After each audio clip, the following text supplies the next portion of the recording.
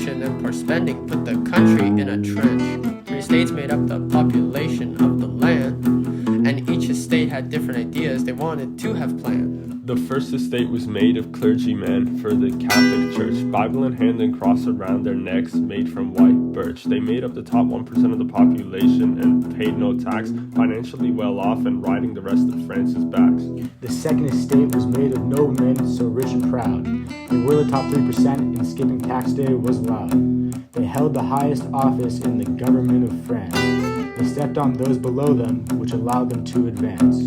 The third estate made up the bottom 97%. Bourgeoisie and peasants and city workers felt the financial descent.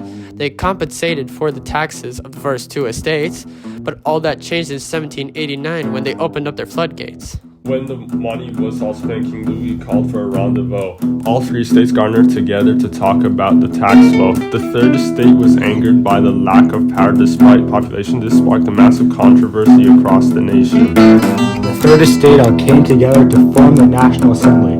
They wanted to throw the old order out the window and live in harmony. But when they got locked out of their meeting room one day in June, they broke down the door to a tennis court that belonged to the Silver Spoon. They swore that they would meet until they wrote a constitution that would include all the citizens of France and used equality as a solution. On July 14, 1789, a mob was searching for gunpowder. The guards of the Bastille prison heard that the people were getting louder. The horde stormed the prison and held the heads of the guards up high. This day is now known as Bastille Day and shows where things went awry. As rumors and chaos spread throughout the revolting European nation, a great fear swept through France and caused a mass brutalization. Outlaws of the Third Estate broke into rich folks' homes and burned them dry, destroying legal papers that held the old order up high.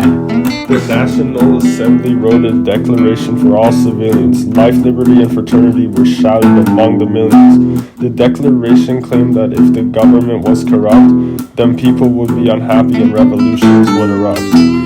In 1791, Alun de Gauche wrote an explanation that women were left out from the National Assembly's declaration. She was put to death by guillotine for being anti-revolutionary and taking a stand. Ironically, this violated 10th article of the rights of man. A new governing body emerged called the National Convention, which reduced the king to prisoner and held him in detention. On January 12, 1793, a guillotine decapitated the king, which meant the old order was officially abolished and freedom let ring. But freedom wasn't a feeling that was lingering in the air. The blame for this could be placed on Maximilien de Robespierre.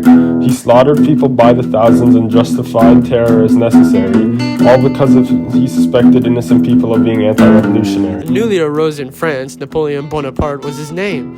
Authoritarian and military, he wanted European-led claim. He won nearly every battle and led a historic infantry. He was beloved by those close to him almost instantly. But he couldn't beat the Russians since the climate was extreme. The Russians burned fields of food along their stealthy retreat. Napoleon went in with 420,000 alive, but upon his retreat, only 10,000 survived. After Napoleon practically destroyed Europe through his wars, the Congress of Vienna was held to heal the continent's scars. France, Great Britain, Russia, Prussia, and Austria were representatives, attempting to make up for Napoleon's misadventures. International borders were adjusted by the Congress and land was acquired by several countries in a peaceful progress. On June 9, 1815, the final act was signed. Peace and political balance and harmony were aligned.